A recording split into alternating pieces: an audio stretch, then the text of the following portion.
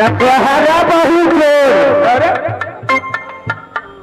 अरे सगुनिया है कि सगुनिया है कि सगुनिया के बचवा है अरे कौन है रे साला रे? अरे देखिए सगुनी भाई ना है, सगुनी भाई के बचवा है। वो तो हमारा भाई साहब कहत के दिन मुंह खियाई छे ओकर। इसको बोली सुनिए एल्कोहल का में नशा नहीं लगे छे। हाँ हाँ ये है कि सुनो, जो काम तू करता है वो चालू है कि बंद है? अरे कौन काम रे? जो तू कौन सा काम करता है? हमको काम है कत्ल करना, फांसी देना। वही काम चालू है कि बंद है? चालू है, बोलेगा। राज मोहब्बत में एक लड़का खुलनासी निकल गया है, उसको कत्ल करना है। हो जाएगा। चलो राज मोहब्बत में बाबू दयाचंद बुलाए हैं। चलो ना वहां पता लगेगा ना। ठीक है चलो।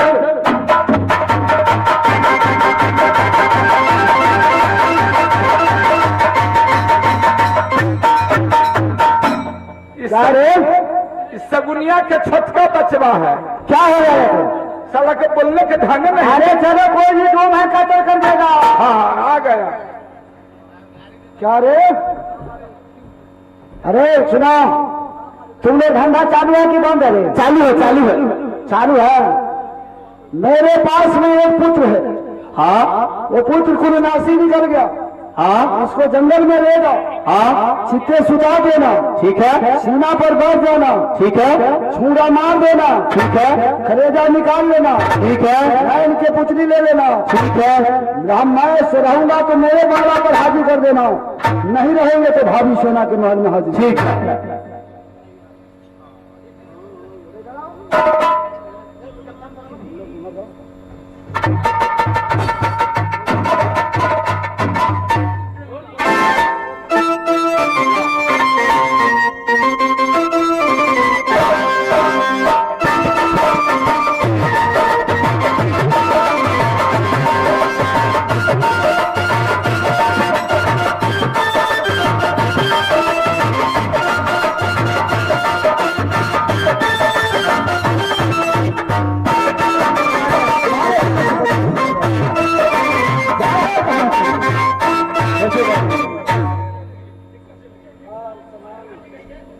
ये कपड़ा लगता तुमको पास पाएगा, कोई दूसरे पहनेगा। भैया बोल।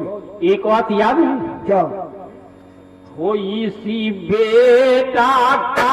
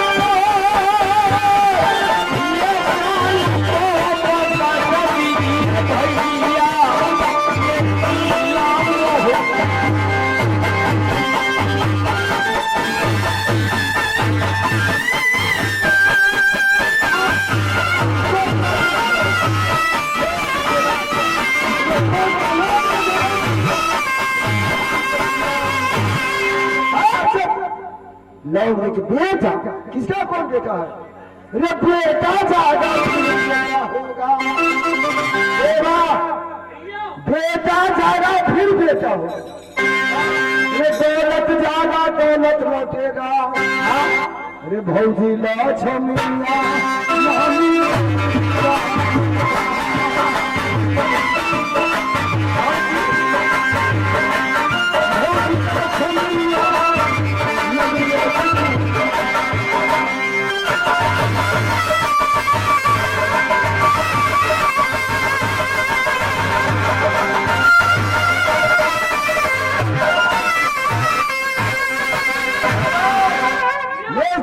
जानते हो कोई भी इंसान को बेटा चलेगा तो बेटा लौट का जाएगा, दौलत चले जाएगा तो दौलत लौट जाएगा। कोई इंसान में यदि बुरा हुआ तो भूल जाएगा तो वापस नहीं आएगा। बुरा हुआ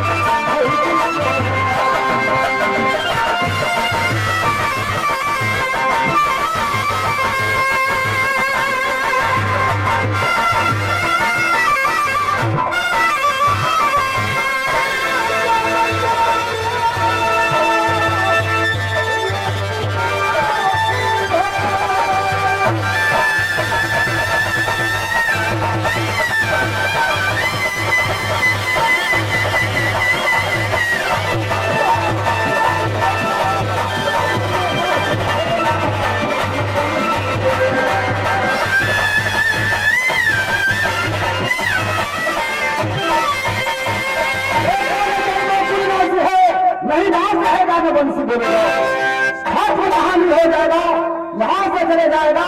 कोई भी देख रही है भौजी बचना चाहिए, बेटा फिर हो जाएगा।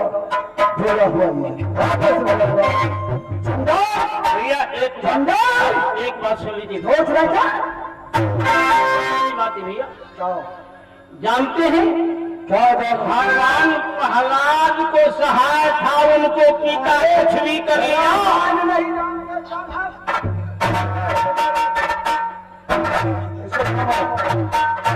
पकड़ो खास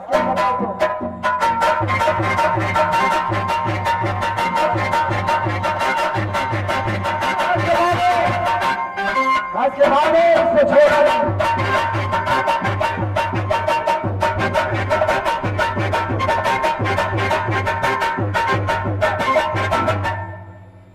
ये साला बाने के कहे उसको तू बांध दिया मेरा ही हमारा की पता की केकर हाथ है।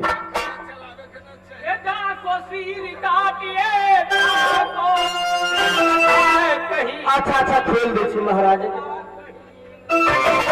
चलो तुमको बचाने से नहीं बचेगा। वो गाने लोकल दारू हो जाएगा।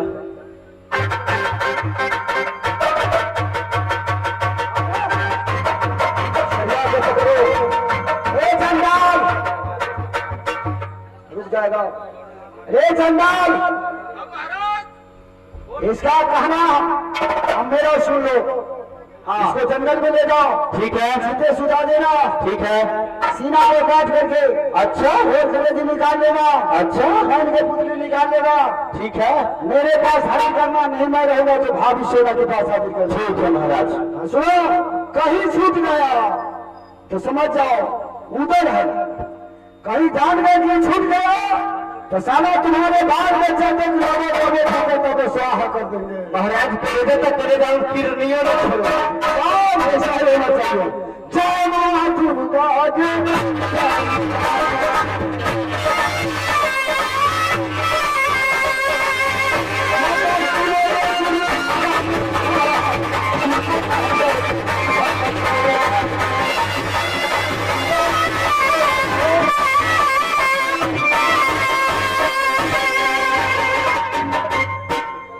भाई लोग सुनो, अरे भाई लोग इधर जरा सुन।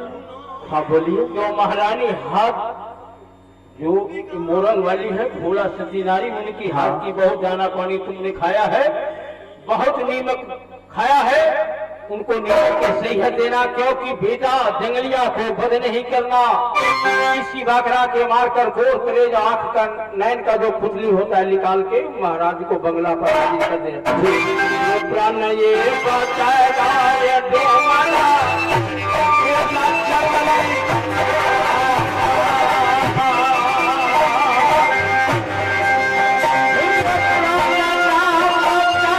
भाई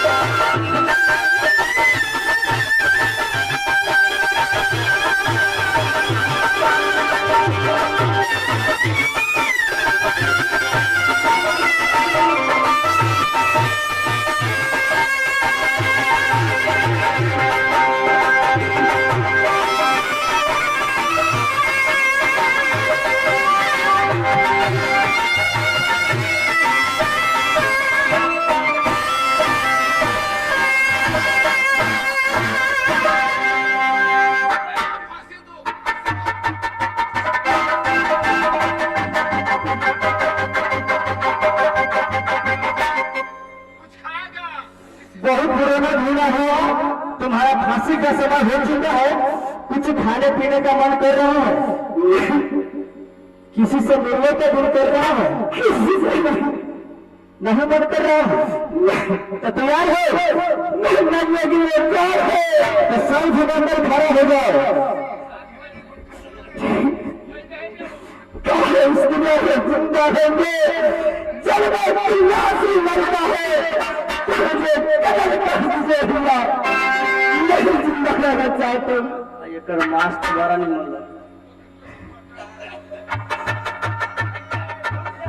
झुक जाओ।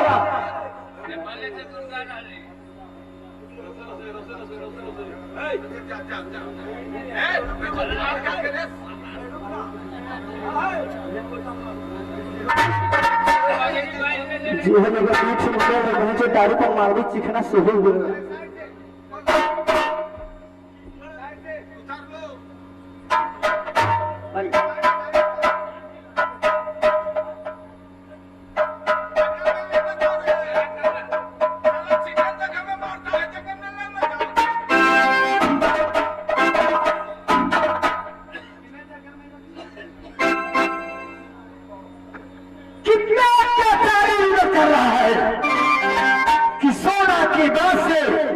अपना लाल पर ही पहचाना और लाल के लिए पूरा बन बन भटकी, वही लाल को सोना की बात से फांसी दे रहा है।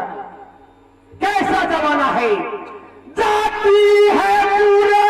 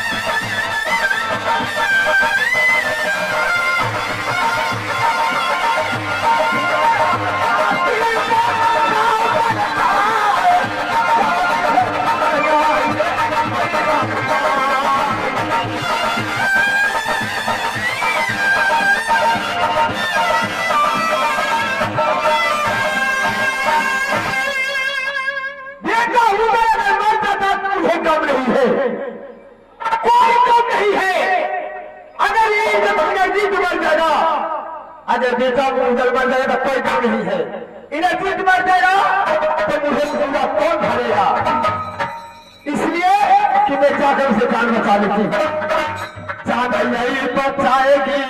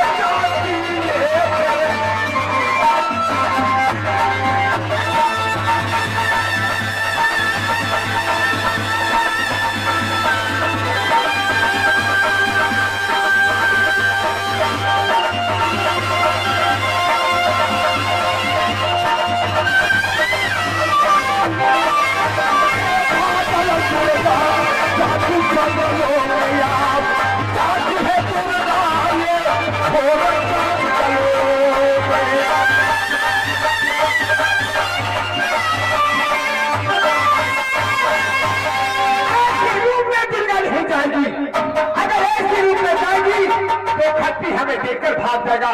मैं और जो है जलाद हमें देकर भाग जाएगा। मैं खट्टी के रूप पकड़ लेती हूँ।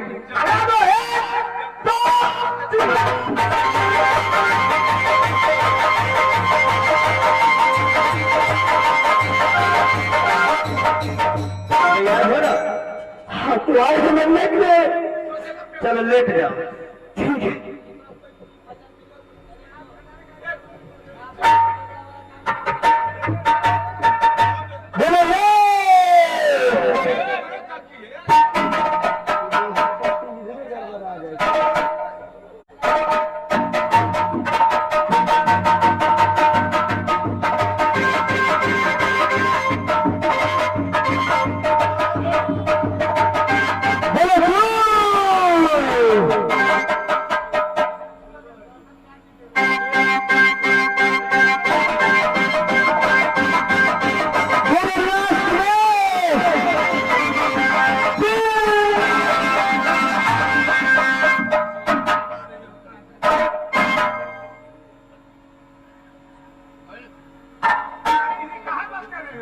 इसको हम बात करें, महाराज जी बोले हैं।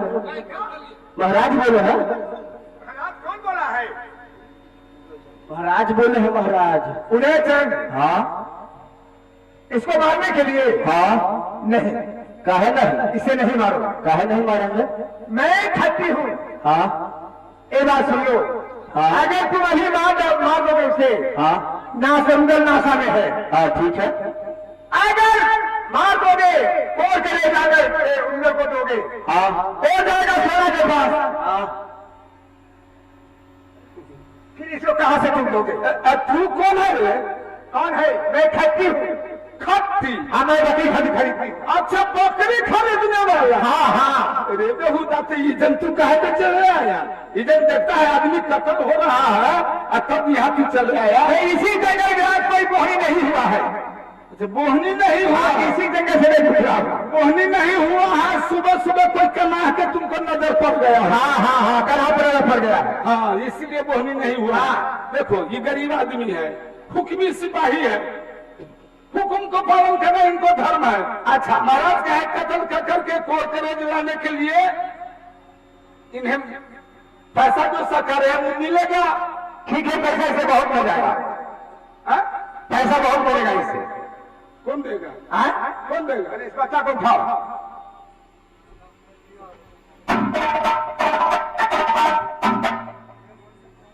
पैसा इसे कौन देगा? ए बच्चा जिंदा है ना? जिंदा ना है तो मरा हुआ है। देखो, इस बच्चा को कह दो कि जहाँ जाए नगर बस्ती में बहुत नगर भारी है, भीख तुम मांग करके पैसा उसे दे देगा। बाबू भैया के जमाना कुतब देने पर जमा आया है, बिना फीस के वकील बनना तू। अब बच्चे को कहेंगे हम तो तुम भीख मांग के। हाँ मैं घर भी मांग कर दूंगी। अच्छा तू ही भीख मांग के दो, ठीक है। बड़ा मर्यादा है ना, तो सारा तुम पैसा है, तुम्हें पढ़ने तो पैसा है तू दो। हाँ कितना पैसा लगे बोलो? 10,000।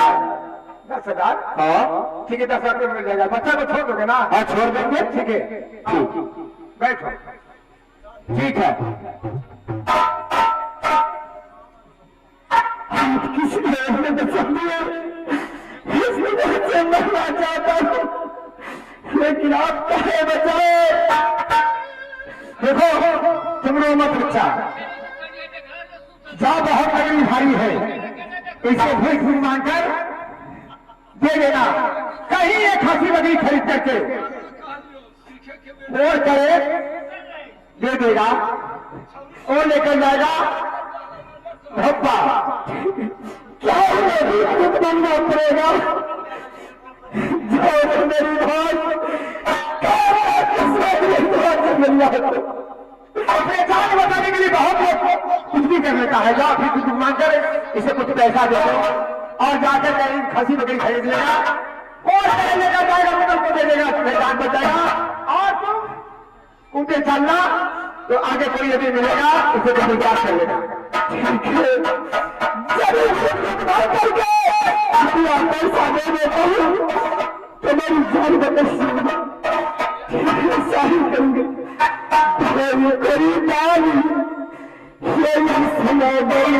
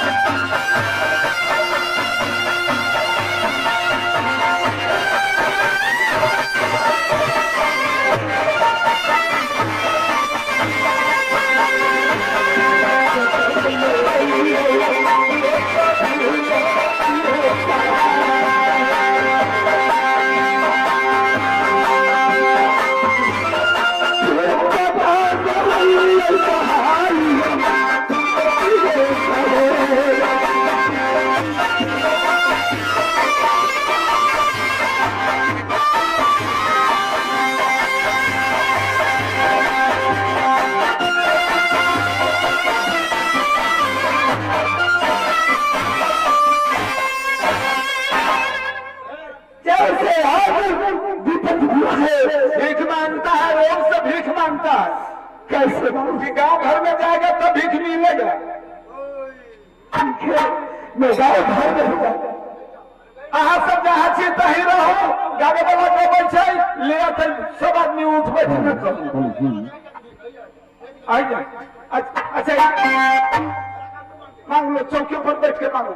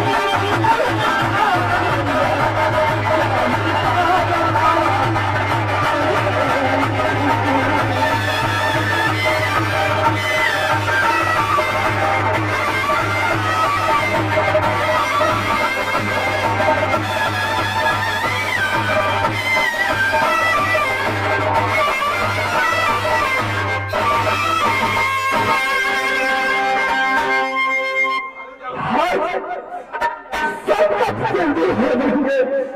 जब आप लोग मदद करते हैं मैया सुन रही